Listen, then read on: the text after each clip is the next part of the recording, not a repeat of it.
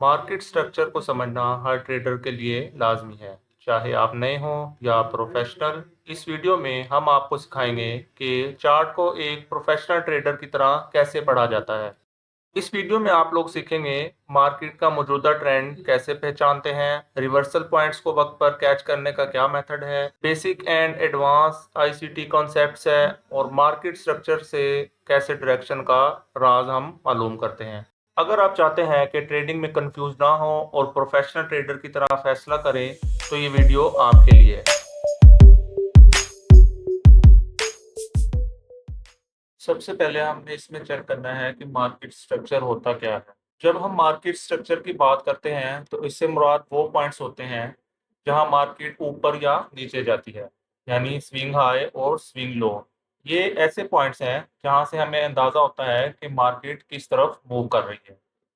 अब अगर market up trend में है तो वो हमेशा हायर हाई और हायर लो बनाती है।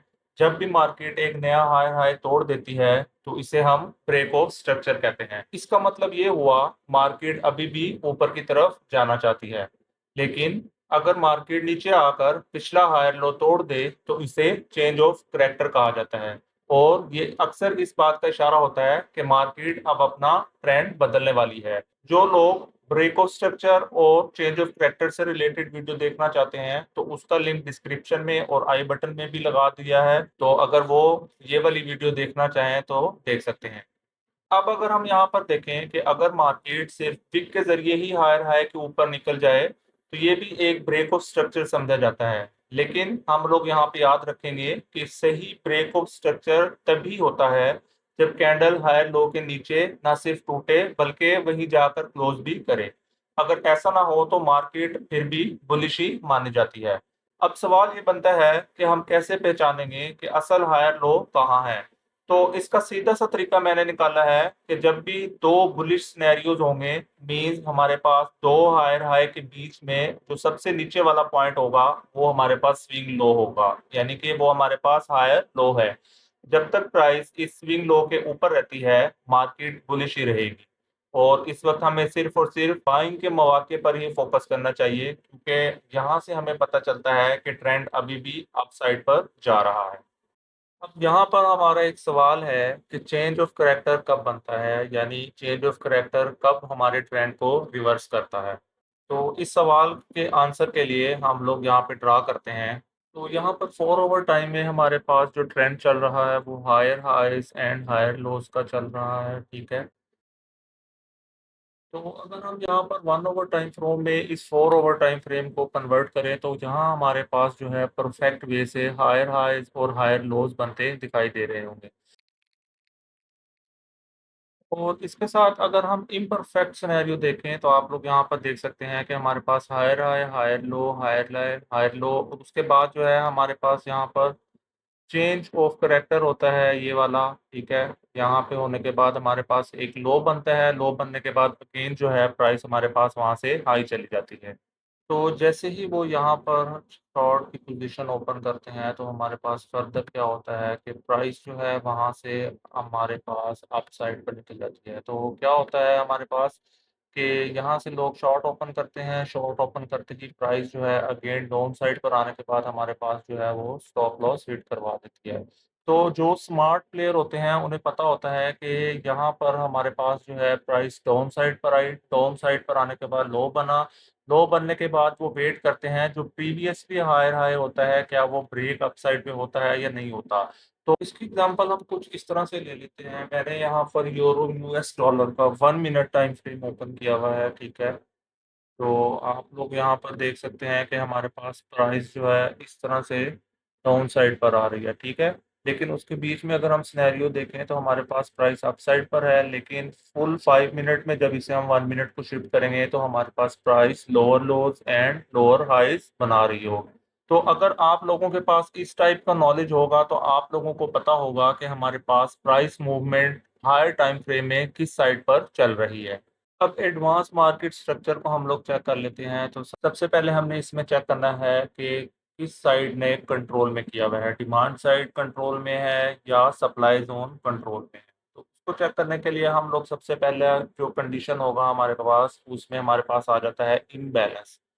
तो इम्बैलेंस हमारे पास क्या होता है कि हमारे पास जहाँ से एक सडन मूवमेंट आए जिसमें बायर्स और सेलर्स का गैप आ जाए, वो हमारे पास इम्बैलेंस आ जाता है। इसके बाद अगर हम लोग चेक करें तो हमारे पास जो है break of structure and change of character आ जाता है, जिसमें हमारे पास वैलिड डिमांड जोन बन रहे होते हैं। तो यहाँ पर अगर हम लोग थर्ड वन की बात करें तो वो हमारे पास जो है अनमिटिगेटेड डिमांड जोन आ जाता है।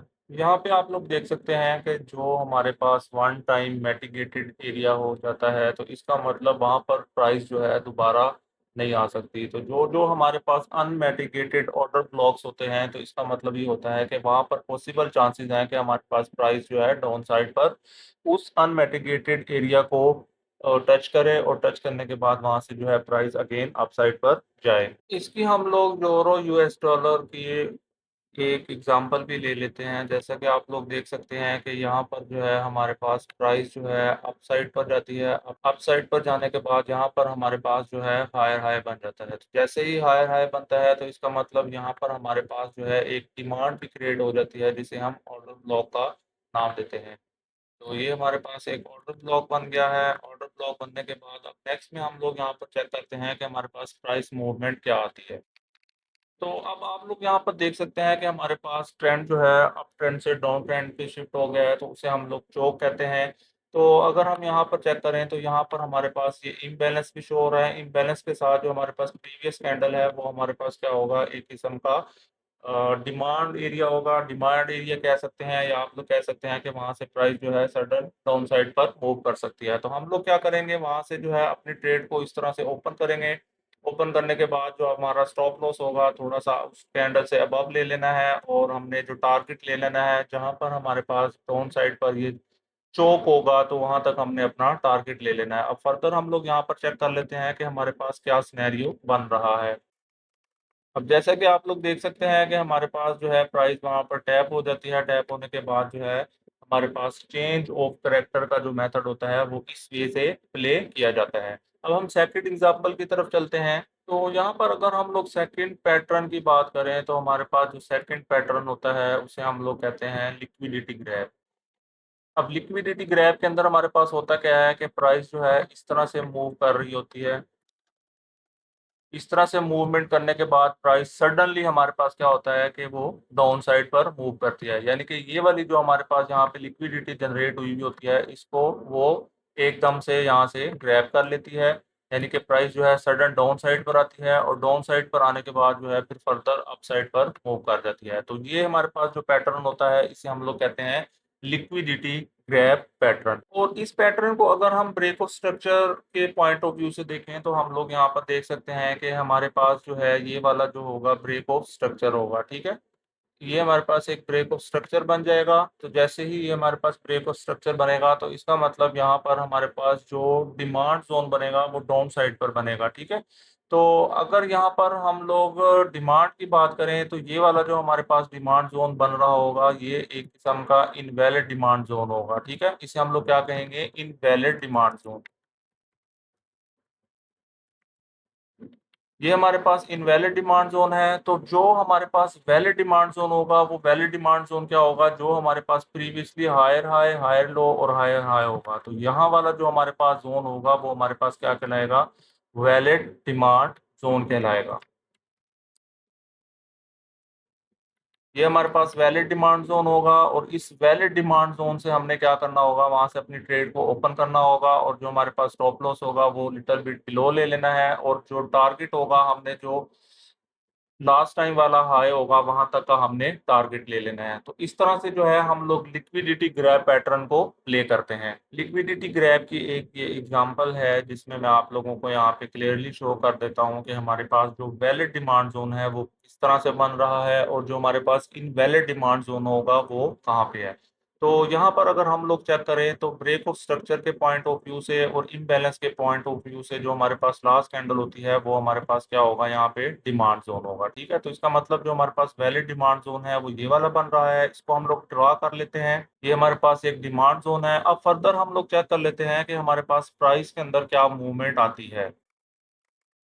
अब आप लोग यहाँ पर देख सकते हैं कि हमारे पास जो है प्राइस यहाँ तक आती है। यहाँ तक आने के बाद जो है एक हमारे पास यहाँ पे इस तरह से अप साइड पे मूवमेंट जाती है, जो हमारे पास लास्ट वीक होती है उससे थोड़ा सा अबव चली जाती है। तो इसका मतलब क्या होता है कि अब लोगों का जो डिमांड का वे बन जाता है वो जो है हमारे पास यहाँ पे बन जाता है। ठीक है, अब लोग समझते हैं कि यहाँ पर प्राइस अगेन टैप लेने के बाद अप साइड पर मूव कर सकती है। ठीक है, अब होता क्या है हमारे पास कि प्राइस जो है इस तरह से डाउन साइड पर आती है। डाउन साइड पर आने के बाद एक सडन स्पाइक देती है। उस स्पाइक में लोगों को लगता है कि प्राइस यहाँ से अप साइड पर जाएगी। अप साइड पर जाने के बाद जैसे ही यहाँ से प्राइस जो है क्या करती है कि डाउन साइड पर सडनली नीचे मूव कर लेती है। ठीक है, तो जिन लोगों ने यहाँ से बाय किया होता है वो क्या करते हैं कि थोड़ा सा नीचे स्टॉप लॉस का यूज करते हैं, और जो टारगेट होते हैं वो जो हमारे पास हाई साइड पर होता है वो वाला लेते हैं। लेकिन होता क्या है उनके साथ कि प्राइस एक कैंडल के अंदर अप साइड पर जाती है, और अप साइड पर जाने के बाद स्टॉप लॉस जो है वो उनका सबका हिट कर जाता है। ठीक है, तो जो हमारे पास लिक्विडिटी ग्रैब पैटर्न वाले लोग होते हैं उनको पता होता है कि जो हमारे पास डिमांड जोन बन रहा है वो ये वाला बन रहा है। अपना जो बाइंग रखते हैं वो इस डिमांड जोन पर रखते हैं, और उसका जो स्टॉप लॉस होता है वो थोड़ा सा बिलो लेते हैं। और जो टारगेट होते हैं वो क्या होते हैं कि अप साइड वाले लेवल्स ले लेते हैं। ठीक है, तो इस तरह से अगर हम अब यहाँ पर चेक करें तो आप लोग देख सकते हैं कि हमारे पास ये टैप हुआ। टैप होने के बाद जो है प्राइस वहां से अप साइड पर मूव होना स्टार्ट हो जाती है। तो गाइस ये था हमारा आज का टॉपिक। होप सो आप सब लोगों को समझ आई होगी। अगर किसी चीज की समझ नहीं लगी तो आप लोग कमेंट बॉक्स में पूछ सकते हैं। और जो कुछ भी मैंने इस वीडियो के अंदर आप लोगों को समझाया, सबसे पहले आप लोगों ने उसकी प्रैक्टिस करनी है। प्रैक्टिस करने के बाद जो है उस पैटर्न का आपने फिर यूज करना है। अगर वीडियो वैल्यूएबल लगी तो लाइक कीजिए और मेरे चैनल को सब्सक्राइब करना ना भूलिए। Will meet you soon in next video. Take care, अल्लाह हाफिज़।